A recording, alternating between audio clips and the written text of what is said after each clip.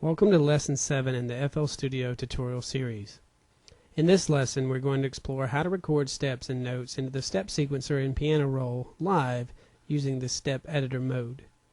As in the previous lesson, we'll program using our typing keyboard or any MIDI controller you may have working with FL Studio.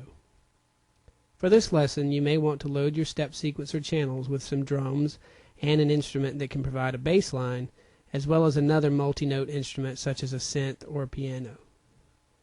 First, unless you're using a MIDI controller, make sure your typing keyboard is enabled to send notes to FL Studio by making sure the typing keyboard to piano keyboard switch is checked.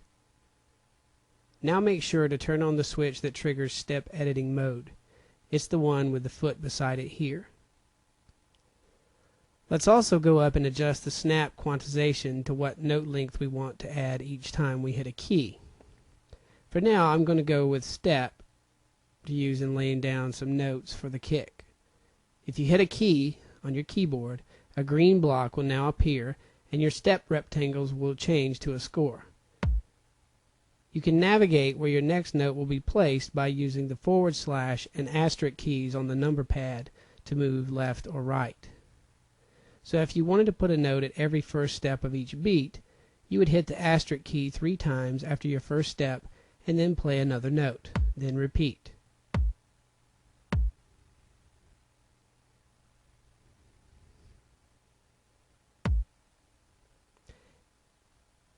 If you continue beyond the boundaries of the first bar, it will add another bar, yet does not lengthen your other channel, so be careful of that. This process works for all of our channels. Before programming another channel, go up and hit stop on the transport to move the pattern position back to the beginning. For our hi-hat, we may want to vary the note lengths so as to achieve some roll type sections.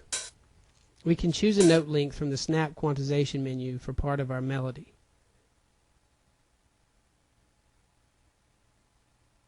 Then we can choose another length to add variation.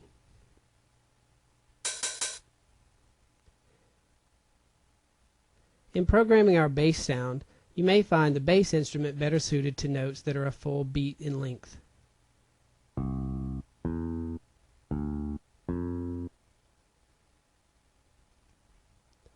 For our synth instrument, we may also want note length variation. This time, instead of changing our snap quantization, let's try to add a long note by playing a key, then hitting the asterisk to advance the note to the right as long as we like, based on our snap quantization.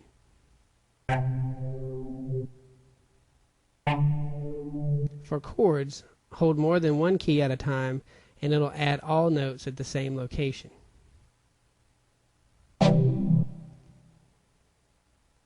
All of these notes and scores can now be edited more in the piano roll if you desire. Thus ends our lesson on recording live into the step sequencer and the piano roll using the step editing mode.